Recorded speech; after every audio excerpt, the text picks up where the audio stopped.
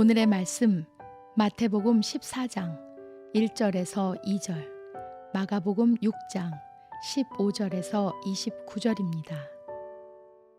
그 무렵에 분봉왕 헤롯이 예수의 소문을 듣고서 자기 신하들에게 말하였다. 이 사람은 세례자 요한이다. 그가 죽은 사람들 가운데서 살아났다. 그 때문에 그가 이런 놀라운 능력을 발휘하는 것이다. 또 더러는 말하기를 그는 엘리야다 하고, 또 더러는 옛 예언자들 가운데 한 사람과 같은 예언자다 하였다. 그런데 헤롯이 이런 소문을 듣고서 말하기를 내가 목을 벤 그 요한이 살아났구나 하였다. 헤롯은 요한을 잡아오게 하여서 옥에 가둔 일이 있었다. 헤롯이 자기와 형제간인 빌립의 아내 헤로디아 때문에 그렇게 했던 것이다. 헤롯이 그 여자를 아내로 맞았으므로 요한이 헤롯에게 형제의 아내를 차지하는 것은 옳지 않다고 말해왔기 때문이다. 그래서 헤로디아는 요한에게 원한을 품고 요한을 죽이고자 하였으나 뜻을 이루지 못하였다. 그것은 헤롯이 요한을 의롭고 성스러운 사람으로 알고 그를 두려워하며 보호해 주었고, 또 그의 말을 들으면 몹시 괴로워하면서도 오히려 달게 들었기 때문이다. 그런데 좋은 기회가 왔다. 헤롯이 자기 생일에 고관들과 천부장들과 갈릴리의 요인들을 청하여 놓고 잔치를 베풀었는데, 헤로디아의 딸이 춤을 추어서 헤롯과 그 자리에 앉아있는 사람들을 즐겁게 해주었다. 왕이 소녀에게 말하였다.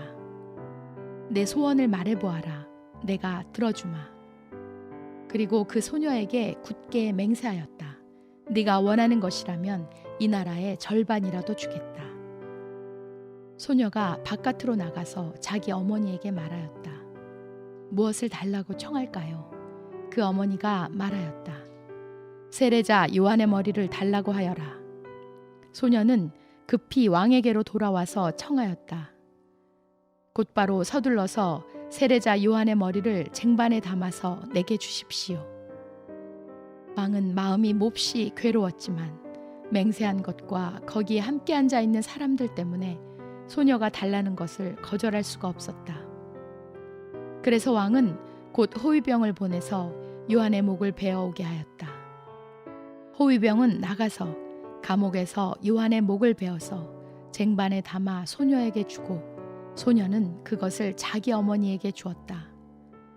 요한의 제자들이 이 소식을 듣고 와서 그 시체를 거두어다가 무덤에 안장하였다.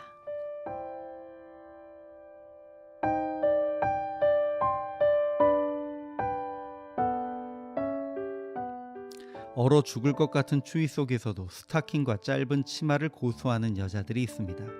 아무리 추워도 늘씬한 수트핏을 가리지 않기 위해서 겉옷을 입지 않고 다니는 남자들도 있습니다. 예쁨, 멋짐을 위해서라면 추위가 두렵지 않다는 것입니다. 그럼에도 불구하고 독감이 유행하고 많은 사람이 죽었다는 소식을 들으면 두꺼운 마스크로 얼굴을 가리고 스타일을 포기하는 것, 그게 보통 우리들의 모습입니다. 오늘 본문에는 반대로 어제까지는 존중하며 그의 말을 쓴 약이라고 생각하던 사람을 단번에 죽이라고 명령하는 헤롯이 등장합니다. 다른 이유는 없습니다. 그저 자존심 때문입니다.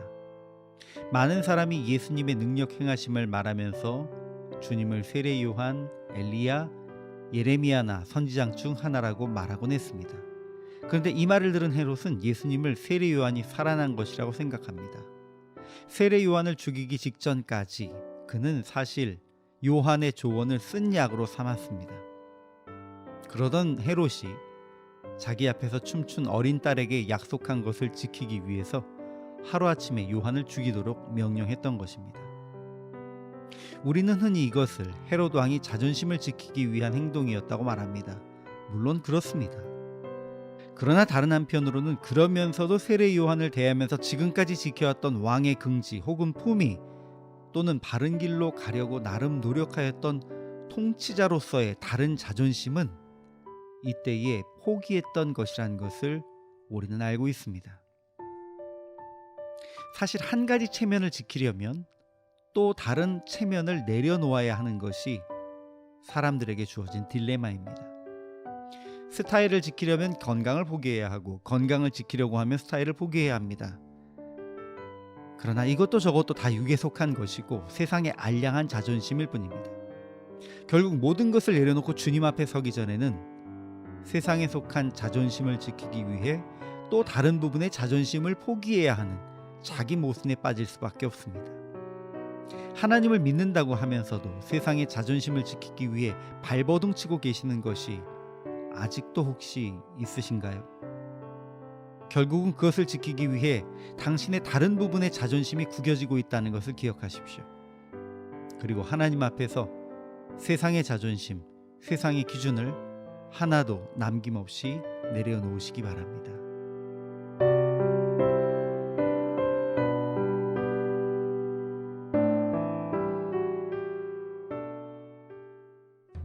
아름다운 찬양과 기쁜 소식 전하니